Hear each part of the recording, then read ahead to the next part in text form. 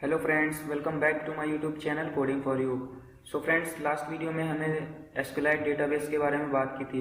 हमने देखा था कि एसक्यूएलाइट डेटाबेस क्या होता है और उसमें हम कैसे डेटाबेस को क्रिएट करते हैं। सो फ्रेंड्स, लास्ट वीडियो में हमने डेटाबेस क्रिएट किया था और उसमें हमने एक स्टूडेंट नाम की टेबल को क्रिएट किया था। सो फ्रेंड्स, आज की इस वीडियो में हम देखेंगे कि हम इस टेबल में डेटा को कैसे इंसर्ट कर सकते हैं। सो फ्रेंड्स, अगर हमें टेबल में डेटा को इंसर्ट करना है सो हमें कंटेंट वैल्यूज क्लास को यूज़ करना पड़ेगा। सो फ्रेंड्स, ये मेरी स्टूडेंट नाम की टेबल है। इसमें मैंने 4 कॉलम लिए हैं, ID, name, branch and subject. अब हमें इस टेबल में डेटा को इंसर्ट करना है। सो डेटा को इंसर्ट करने के लिए हम कंटेंट वैल्यूज क्लास का यूज़ करते हैं। यानी कि अगर हमें टेबल में डेटा को इंसर्ट करना है तो हमें कंटेंट वैल्यूज क्लास को यूज़ करना पड़ेगा। सो कंटेंट वैल्यूज क्लास क्या होती है? कंटेंट वैल्यूज क्लास की हेल्प से हम टेबल में डेटा को इंसर्ट करते हैं। यानी कि अगर हमें टेबल में डेटा को इंसर्ट करना है या किसी डेटा को अपडेट करना है तो हमें कंटेंट वैल्यूज क्लास को यूज़ करना पड़ेगा। सो इसीलिए मैंने यहाँ पर कंटेंट वैल्यूज क्लास का एक ऑब्जेक्ट बनाया है। सो यहाँ मैंने वैल्यूज नाम का एक ऑब्जेक्ट बनाया है। इस ऑब्जेक्ट की हेल्प से हम टेबल में डेटा को इंसर्ट करेंगे। सो उसे इंसर्ट करने के लिए यहाँ पर आपको टाइप करना है वैल्यूज डॉट पुट, यानी कि जो हमारा वैल्यूज का ऑब्जेक्ट है डॉट पुट। पुट एक फंक्शन है जिसमें हम 2 आर्गुमेंट देते हैं की वैल्यू पेयर के रूप में डेटा को इंसर्ट करते हैं। सो इसमें जो पहला आपको नाम देना है वो आपको कॉलम का नाम देना है। यानी कि यहाँ पर देखिए जो हमारा कॉलम का नाम है वो नेम है। सो मैंने यहाँ पर नेम को पास किया है। उसके बाद आपको सेकेंड आर्गुमेंट देना है उस कॉलम में जो भी आप डेटा को इंसर्ट करना चाहते हैं। मैं इसमें राम को इंसर्ट करना चाहता हूँ। सो यहाँ पर देखिए सबसे पहले मैंने की वैल्यू दी है यानी नेम। उसके बाद मैंने की जो वैल्यू है उसको यहाँ पर दिया है राम। उसके बाद मैंने यहाँ पर वैल्यूज डॉट पुट को यूज किया है। उसके बाद हमने ब्रांच कॉलम में डेटा को इंसर्ट करना है तो मैंने यहाँ पर की नाम दिया है ब्रांच और की वैल्यू है IT। सो उसके बाद हमने यहाँ पर सब्जेक्ट कॉलम में इंसर्ट करना है तो मैंने यहाँ पर कॉलम का नाम दिया है सब्जेक्ट और उसके बाद उसकी वैल्यू दी है। सो फ्रेंड्स, इसमें हम की वैल्यू पेयर्स के रूप में डेटा को स्टोर करते हैं। यानी कि सबसे पहला आर्गुमेंट हमारा जो की का नाम होगा वो हमारे कॉलम का नाम होगा। यानी कि जो हमारा एक कॉलम होगा ये हमारा इस की का नाम होगा। उसके बाद जो हमारा वैल्यूज होगी यानी कि यहाँ पर देखिए मैंने राम को इंसर्ट किया है। सो उसके बाद मैंने यहाँ पर सेकेंड आर्गुमेंट राम दिया है। सो फ्रेंड्स, इस तरह से हम कंटेंट वैल्यूज क्लास को यूज करते हैं डेटा को टेबल में इंसर्ट करने के लिए।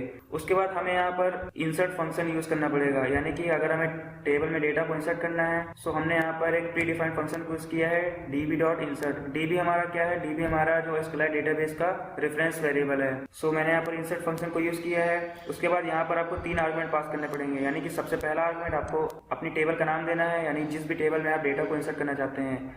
सो यहाँ पर मेरी टेबल का नाम है स्टूडेंट तो मैंने यहाँ पर स्टूडेंट पास किया है। उसके बाद यहाँ पर आपको सेकेंड आर्गुमेंट आपको नल पास करना है। उसके बाद यहाँ पर आपको थर्ड आर्गुमेंट देना है। थर्ड आर्गुमेंट आपको यहाँ पर वैल्यूज देना है जो भी आप वैल्यूज को इंसर्ट करना चाहते हैं। सो यहाँ मैंने डेटा को वैल्यूज नाम के ऑब्जेक्ट में स्टोर कर दी है तो उसे मैंने यहाँ पर पास कर दिया। यानी कि इसमें हमें 3 आर्गुमेंट पास करने हैं। सबसे पहला आर्गुमेंट आपको टेबल का नाम देना है, फिर सेकेंड आर्गुमेंट आपको नल देना है, उसके बाद यहाँ पर आपको वैल्यूज देनी है। सो कुछ इस तरह से हम टेबल में डेटा को इंसर्ट करेंगे। तो चलिए अब हम एंड्रॉइड में चलते हैं और देखते हैं कि इसे कोड की हेल्प से हम कैसे इंप्लीमेंट करेंगे। सो उससे पहले हम एक ओवरव्यू देख लेते हैं कि हम डेटा को कैसे इंसर्ट करेंगे और कहाँ से इंसर्ट करेंगे। सो हम डेटा को यूजर से इनपुट कराएंगे और उसे हम टेबल में इंसर्ट कराएंगे। सो यहाँ पर हम एक एक्टिविटी क्रिएट करेंगे, यानी ये हमारी एक मोबाइल रहेगी। इसमें हम 3 फील्ड को लेंगे, यानी इसमें हमारी जो 3 इनपुट फील्ड रहेंगी जिसमें यूजर इनपुट करेगा। उसके बाद यहाँ पर हम एक बटन को लेंगे। सो ये हमारा बटन रहेगा। सो यूजर, ये जो हमारी टेक्स्ट फील्ड है इसमें यूजर इनपुट करेगा अपने डेटा को। सपोज ये मेरी पहली फील्ड है नेम। उसके बाद हम यहाँ पर लेंगे ब्रांच, यानी यहाँ पर यूजर अपनी ब्रांच को इनपुट करेगा और यहाँ पर यूजर अपना सब्जेक्ट को इनपुट करेगा और ये हमारा एक बटन है। सो फ्रेंड्स, ये हमारी एक्टिविटी कुछ इस तरह दिखेगी। यहाँ पर सबसे पहले हम यूजर से नाम लेंगे, उसके बाद हम यूजर से ब्रांच को इनपुट कराएंगे, फिर हम यूजर से सब्जेक्ट को इनपुट कराएंगे। फिर उसके बाद यूजर इस इंसर्ट बटन पर क्लिक करेगा। सो जैसे ही यूजर इस इनपुट बटन पर क्लिक करेगा, यानी कि इस पर क्लिक करेगा, उसके बाद हम क्या करेंगे, इस बटन के क्लिक पर हम यहाँ से तीनों डेटा को उठा लेंगे। उसके बाद जैसे ही यूजर इस इंसर्ट बटन पर क्लिक करेगा सो यहाँ से हम जितने भी डेटा को इस एडिट टेक्स्ट में यूजर ने इनपुट किया है उसे हम यहाँ से गेट कर लेंगे और उसे हम यहाँ पर डेटाबेस में स्टोर करा देंगे। यानी कि जो डेटाबेस में जो हमारी टेबल है स्टूडेंट नाम की उसे हम यहाँ पर स्टोर करा देंगे। ये हमारी स्टूडेंट नाम की टेबल है, इसमें हम डेटा को इंसर्ट करा देंगे। सो फ्रेंड्स, यहाँ पर सबसे पहले यूज़र इनपुट करेगा, उसके बाद इंसर्ट बटन पर क्लिक करेगा। जैसे ही इस बटन पर क्लिक करेगा हम इन तीनों डेटा को गेट कर लेंगे और उस टेबल में इंसर्ट करा देंगे। सो फ्रेंड्स, आई होप आपको एक ओवरव्यू पता चल गया होगा कि हम डेटा को कैसे टेबल में इंसर्ट कराएंगे। सो फ्रेंड्स, अगर आपने अभी तक मेरे चैनल को सब्सक्राइब नहीं किया तो मेरे चैनल को सब्सक्राइब कर दें और बेल आइकन प्रेस कर दें ताकि आगे आने वाले वीडियो की नोटिफिकेशन आपको मिलती रहे। So friends, without time wasting, let's start this video.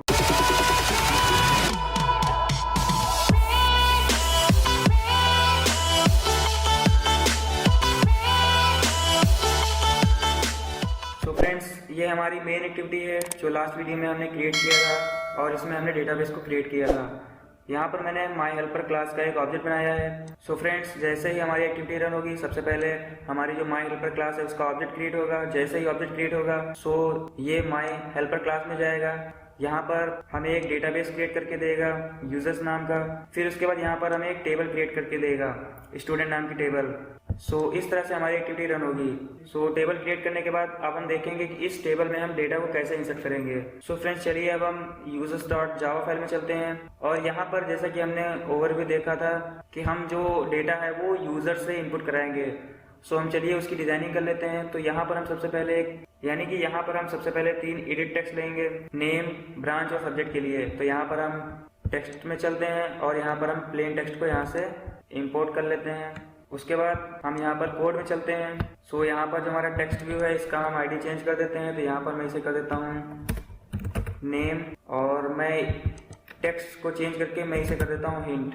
उसके बाद यहाँ पर हम सेकंड फील्ड में चलते हैं, इसकी हम आईडी चेंज कर देते हैं, इसे मैं कर देता हूँ ब्रांच और मैं इसे यहाँ से हिंट कर देता हूँ। अब हम यहाँ पर एक बटन को इंपोर्ट कर लेते हैं। सो मैं इसे यहाँ से एक बटन को इंपोर्ट कर लेता हूँ।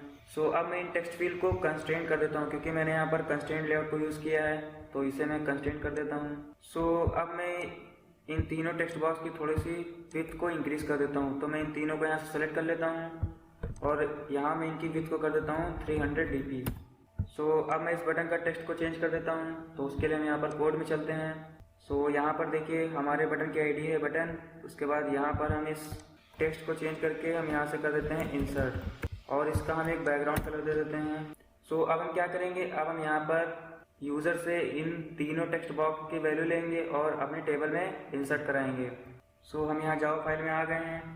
तो सबसे पहले हम यहाँ पर जितने भी हमने यहाँ पर व्यूज़ को लिया है उनको यहाँ पर टाइप कास्ट कर लेते हैं। सो मैंने यहाँ पर एडिट टेक्स्ट और बटन को यहाँ पर टाइप कास्ट कर लिया है। अब क्या करेंगे, इस बटन के क्लिक पर यानी जब यूज़र इंसर्ट बटन पर क्लिक करेगा तो सबसे पहले हम यहाँ पर क्या करेंगे, सबसे पहले हम उस जितने भी एडिट टेक्स्ट है उनकी वैल्यूज़ को यहाँ पर गेट करेंगे।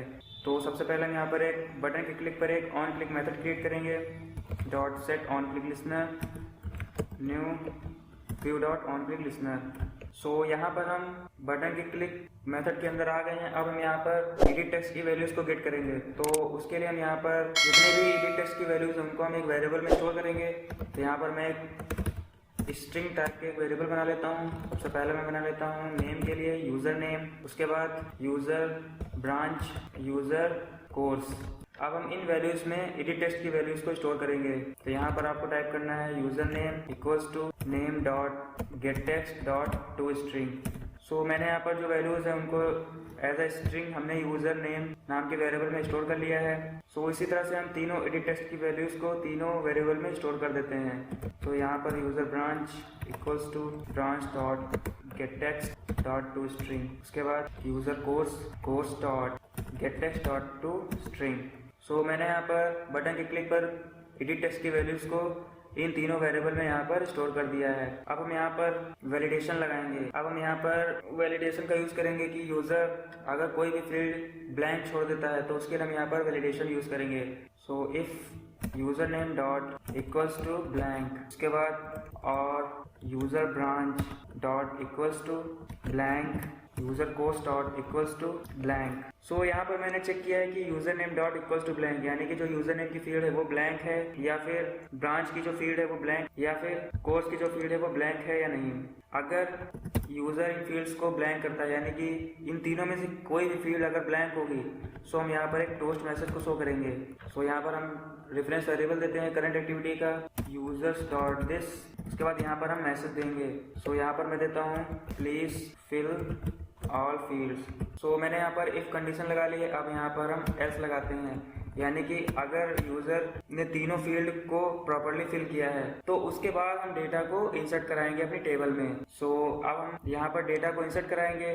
सो इंसर्ट कराने के लिए जैसा कि मैंने बताया है कि जो भी इंसर्ट अपडेट डिलीट यानी डेटाबेस रिलेटेड जो भी काम है वो हम अपनी इस माई हेल्पर क्लास में करेंगे, यानी कि जो एसक्यूएलाइट ओपन हेल्पर क्लास है उसमें हम करेंगे। तो चलिए अब हम यहाँ पर डेटा को इंसर्ट करना है तो हम इस माई हेल्पर क्लास में चलते हैं। सो यहाँ पर मैंने टेबल को क्रिएट कर लिया है। अब हमें यहाँ पर डेटा को इंसर्ट कराना है। सो डेटा को इंसर्ट कराने के लिए यहाँ पर हम एक मेथड को यूज़ कर लेते हैं, यानी यहाँ पर हम एक फंक्शन बना लेते हैं पब्लिक वॉइड इंसर्ट डेटा नाम का एक फंक्शन बना लेते हैं। इसमें हम 3 आर्गुमेंट लेंगे, यानी कि सबसे पहला आर्गुमेंट नेम होगा, फिर सेकेंड आर्गुमेंट ब्रांच होगी, फिर थर्ड आर्गुमेंट कोर्स होगा, यानी जो भी उस यूज़र इनपुट फील्ड में इनपुट करेगा उसको हम इस फंक्शन में पास कर देंगे।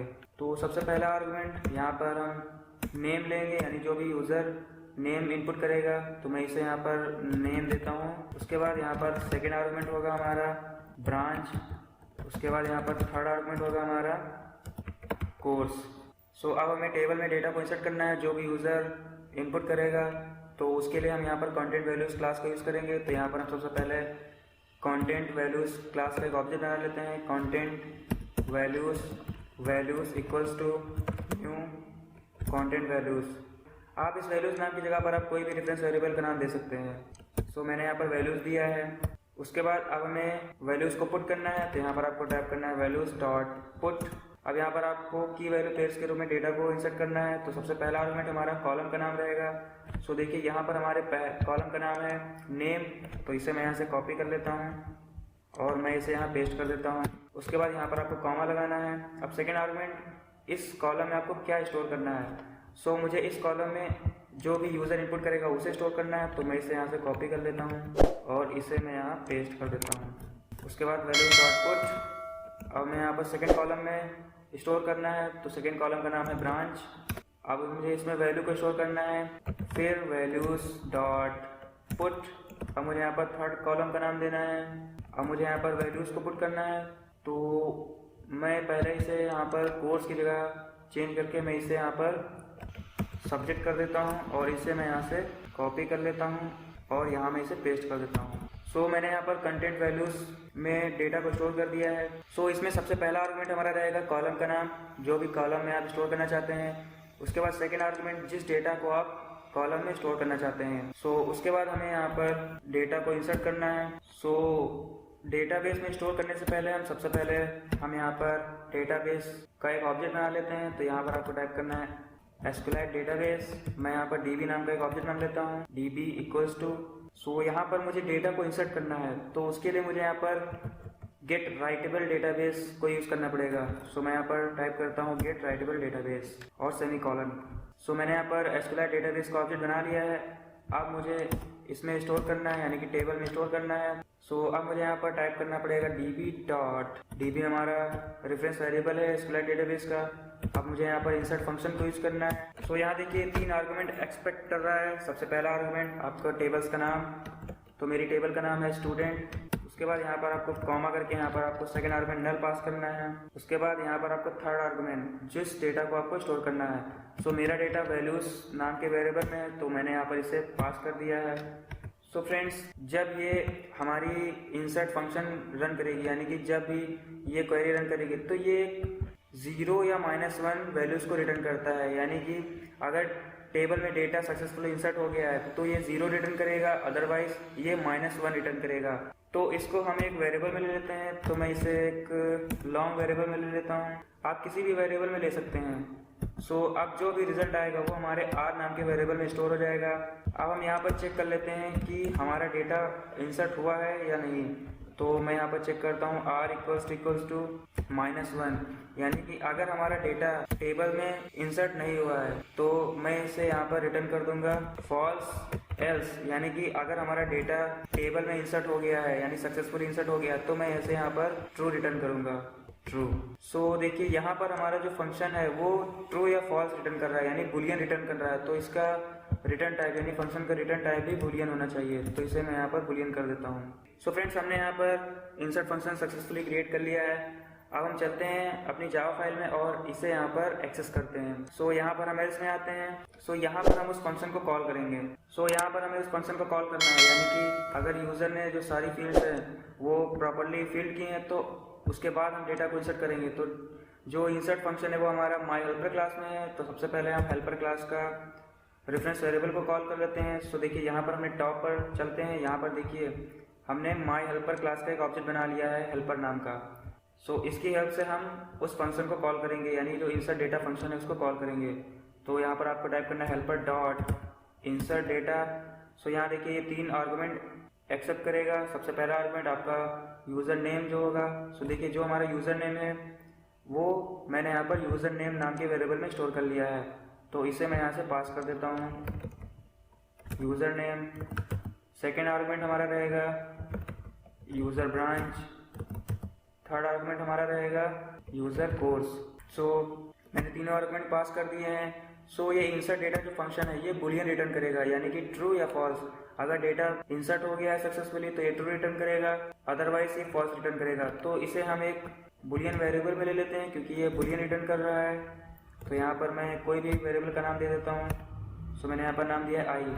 अब हम यहाँ पर चेक करेंगे if I equals to true, यानी कि जो हमारा डेटा है वो टेबल में सक्सेसफुली इंसर्ट हो गया है। सो यहाँ पर हम एक टोस्ट को क्रिएट करेंगे। यहाँ पर हम अपनी करेक्ट एक्टिविटी का रेफरेंस वेरिएबल देंगे यूजर्स डॉट दिस, और यहाँ पर हम मैसेज को प्रिंट करेंगे। सो मैं यहाँ पर प्रिंट कर देता हूँ सक्सेसफुली इंसर्टेड। एल्स में यानी कि अगर हमारा डेटा इंसर्ट नहीं हुआ है तो यहाँ पर हम एक टोस्ट को क्रिएट करेंगे। इसमें हम यहाँ पर मैसेज को टाइप करेंगे fail to insert. So friends, हमने यहाँ पर इंसर्ट की कोडिंग कंप्लीट कर ली है। तो चलिए एक ओवरव्यू देख लेते हैं कि हमने क्या किया है। सो सबसे पहले ये एक्टिविटी रन होगी, यानी जो हमारी यूजर्स की एक्टिविटी है ये रन होगी। सो इसमें मैंने यहाँ पर सबसे पहले माई हेल्पर क्लास का एक ऑब्जेक्ट बनाया है। सो जैसे ही ये ऑब्जेक्ट क्रिएट होगा सो ये हेल्पर क्लास में जाएगा। यहाँ पर ये सबसे पहले यूजर्स नाम का जो डेटाबेस है इसे क्रिएट करेगा। उसके बाद ये ऑन क्रिएट में आएगा, यहाँ पर ये स्टूडेंट नाम की टेबल को क्रिएट करेगा। उसके बाद हम यहाँ पर जो इंसर्ट डेटा की क्वेरी है ये रन करेगी। यहाँ पर हमने डेटा को इंसर्ट किया है। सो इंसर्ट करने के लिए यहाँ पर मैंने सबसे पहले एसक्यूएल डेटाबेस का ऑब्जेक्ट बनाया है। सो मैंने ये ऑब्जेक्ट इसलिए बनाया है क्योंकि ये देखिए ये जो हमारा फंक्शन है इसमें हमारा कोई भी एसक्यूएल डेटाबेस का रेफरेंस वेरिएबल नहीं है, इसीलिए मैंने यहाँ पर एसक्यूएल डेटाबेस का एक रेफरेंस वेरिएबल ऑब्जेक्ट क्रिएट किया है। उसके बाद मैंने यहाँ पर कंटेंट वैल्यूज क्लास का यूज़ किया है डेटा को इंसर्ट करने के लिए। फिर मैंने यहाँ पर db.insert यूज़ किया है, यानी कि हमें टेबल में डेटा को इंसर्ट करना है। सो ये हमारा 0 या -1 वैल्यू रिटर्न करेगा। अगर डेटा टेबल में सक्सेसफुली इंसर्ट हो गया तो ये 0 रिटर्न करेगा, अदरवाइज ये -1 रिटर्न करेगा। सो मैंने यहाँ पर एक कंडीशन लगाई है इफ़ r इक्वल्स टू -1, यानी कि अगर डेटा टेबल में इंसर्ट नहीं हुआ है तो फॉल्स रिटर्न करे, अदरवाइज ये ट्रू रिटर्न करे। उसके बाद हम यहाँ पर एक ऑन अपग्रेड फंक्शन की कोडिंग कर लेते हैं। सो देखिए यहाँ पर हम एक ऑन अपग्रेड में आते हैं। सो यहाँ पर देखिए अगर ये डेटाबेस एग्जिस्ट करे तो हमें इस डेटाबेस को क्रिएट नहीं करना है, अदरवाइज हमें इस डेटाबेस को क्रिएट करना है और उसमें जो हमने टेबल को क्रिएट किया है उसे क्रिएट करना है। सो यहाँ पर हम एक क्वेरी लिखते हैं।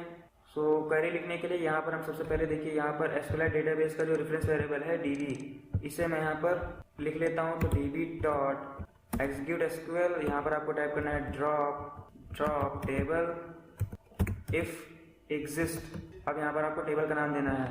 सो मेरी टेबल का नाम है स्टूडेंट। उसके बाद यहाँ पर आपको टाइप करना है, उसके बाद यहाँ पर आपको ऑन क्रिएट मेथड को कॉल करना है। ऑन क्रिएट यहाँ पर आपको db को पास कर देना है। सो यहाँ पर जब हमारी एप्लीकेशन रन होगी तो सबसे पहले अगर जो ये स्टूडेंट नाम की टेबल है ये अगर जो क्रिएट है सो उसे ड्रॉप कर देगा, यानी कि मैंने यहाँ पर ड्रॉप टेबल इफ एग्जिस्ट, यानी कि अगर स्टूडेंट नाम की टेबल है तो उसे ड्रॉप कर देगा और फिर से ये ऑन क्रिएट फंक्शन को कॉल कर देगा। यानी कि जब ऑन क्रिएट फंक्शन कॉल होगा तो ये फिर से हमारे ऑन क्रिएट में आएगा और यहाँ पर देखिए टेबल को क्रिएट कर देगा। सो फ्रेंड्स, अब हम चलते हैं अपने जावा फाइल में। सो यहाँ पर देखिए सबसे पहले मैंने क्या किया है, सबसे पहले मैंने जो हमारा जो इनपुट बॉक्स थे यानी जो एडिट टेक्स्ट थे उनको मैंने यहाँ पर टाइपकास्ट कर लिया है। उसके बाद मैंने यहाँ पर बटन के क्लिक पर एक on click listener method create किया है। इसमें मैंने क्या किया, इसमें मैंने सबसे पहले जो भी एडिट टेक्स्ट की वैल्यूज़ है उनको मैंने यहाँ पर इन तीनों वेरिएबल में स्टोर कर लिया है, यूज़र नेम, यूज़र ब्रांच और यूज़र कोर्स में। उसके बाद मैंने यहाँ पर एक सिंपल सा वैलिडेशन लगाया है, user name dot equals to blank, यानी कि जो इनपुट बॉक्स है वो अगर जो ब्लैंक है तो मैंने यहाँ पर एक टोस्ट को क्रिएट किया है। उसके बाद अगर यानी कि जो यूज़र ने डेटा है वो प्रॉपरली फिल किया है तो मैंने यहाँ पर एक इंसर्ट फंक्शन कॉल किया है। जो इंसर्ट फंक्शन है वो हमारी माई हेल्पर क्लास में है। सो उसके लिए मैंने यहाँ पर हेल्पर क्लास का रेफरेंस वेरिएबल को यूज़ किया है, हेल्पर डॉट इंसर्ट डेटा, और इसमें मैंने यहाँ पर 3 आर्गुमेंट पास किए हैं। सबसे पहला आर्गुमेंट जो हमारा ये यूज़र नेम है, उसके बाद आपको सेकेंड आर्गुमेंट पास करना है जो हमारा यूज़र ब्रांच है, उसके बाद मैंने यहाँ पर थर्ड आर्गुमेंट पास किया है यूज़र कोर्स। सो इन तीनों वेरिएबल को इस फंक्शन में मैंने पास कर दिया है। फिर ये फंक्शन कॉल होगा। सो जब ये फंक्शन कॉल होगा सो ये माई हेल्पर में जाएगा। सो यहाँ इस फंक्शन में जो इंसर्ट डेटा फंक्शन है इसमें जो उन तीनों वैल्यूज़ है वो यहाँ पर पास हो जाएंगी, नेम, ब्रांच एंड सब्जेक्ट। उसके बाद मैंने यहाँ पर एक एसक्यूएल डेटाबेस का एक ऑब्जेक्ट बना लिया है। फिर मैंने यहाँ पर डेटा को इंसर्ट कर दिया है। फंक्शन रन होगा तो ये हमें एक वैल्यू रिटर्न करेगा, यानी बुलियन रिटर्न करेगा, ट्रू या फॉल्स। उसको मैंने यहाँ पर यूजर्स फाइल में यहाँ पर चेक किया है कि इफ़ यानी कि जो फंक्शन रिटर्न करेगा ट्रू या फॉल्स, तो मैंने यहाँ पर चेक किया इफ़ ट्रू, यानी कि अगर डेटा टेबल में सक्सेसफुली इंसर्ट हो गया तो मैंने यहाँ पर एक टोस्ट को शो किया है, सक्सेसफुल इंसर्टेड, अदरवाइज हमने यहाँ पर फेल टू इंसर्ट यूज़ किया है। सो इस तरह से मैंने यहाँ पर इंसर्ट की कोडिंग को कंप्लीट कर लिया है। तो चलिए अब हम इस एप्लीकेशन को रन करते हैं और देखते हैं कि हमारी एप्लीकेशन प्रॉपर्ली रन कर रही है या नहीं, यानी कि जो हमारा एसक्यूएल डेटाबेस है उसमें टेबल में जो डेटा है वो प्रॉपर्ली इंसर्ट हो रहा है या नहीं। सो फ्रेंड्स मेरी एप्लीकेशन मेरे मोबाइल में इंस्टॉल हो गई है। सो फ्रेंड्स अगर आपको डेटाबेस को देखना है तो उसके लिए यहाँ पर आपको एक सॉफ्टवेयर को यूज़ करना पड़ेगा, DB ब्राउज़र एसक्यूएलाइट। इसको आप गूगल से डाउनलोड कर सकते हैं। सो सिंपल यहाँ पर आपको गूगल में जाना है, यहाँ पर आपको टाइप करना है एसक्यूएलाइट DB फॉर ब्राउज़र। सो देखिए यहाँ पर आपको सबसे पहला लिंक मिलेगा, इसे आपको ओपन करना है। यहाँ पर आपको डाउनलोड पर क्लिक करना है। यहाँ पर देखिए आपको कई सारे लिंक दिख रहे हैं। सो फ्रेंड्स यहाँ पर आपको स्टैंडर्ड इंस्टॉलर दिख रहा है, तो यहाँ पर आपको अगर 64 बिट का सिस्टम है तो आप 64 बिट के लिए डाउनलोड कर लीजिए, अगर आपका 32 बिट का सिस्टम है तो आप 32 बिट के लिए ही डाउनलोड कर लीजिए। सो फ्रेंड्स मैंने इसे ऑलरेडी डाउनलोड कर लिया है। सो डाउनलोड करने के बाद वापस आपको एंड्रॉयड में जाना है। यहाँ पर आपको राइट साइड में बॉटम में यहाँ पर आपको डिवाइस फाइल एक्सप्लोरर का टैब दिख रहा है, इस पर आपको क्लिक करना है। सो यहाँ पर देखिए आपको यहाँ पर एक डेटा नाम का फोल्डर दिख रहा है, इस पर आपको क्लिक करना है। यहाँ पर आपको अगेन एक डेटा नाम का फोल्डर दिख रहा है, इसको आपको ओपन करना है।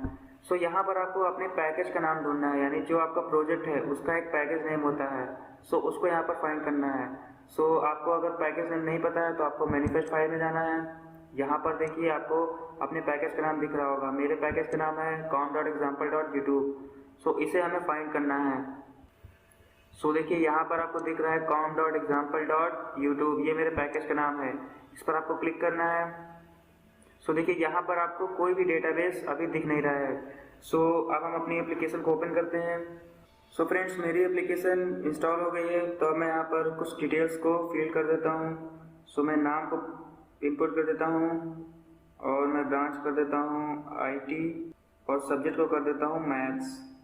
अब मैं इंसर्ट बटन पर क्लिक करता हूँ। सो देखिए जैसे मैंने इंसर्ट बटन पर क्लिक किया हमारा टोस्ट मैसेज आ रहा है इंसर्टेड सक्सेसफुली, यानी कि जो हमारा डेटा है वो टेबल्स में इंसर्ट हो गया है।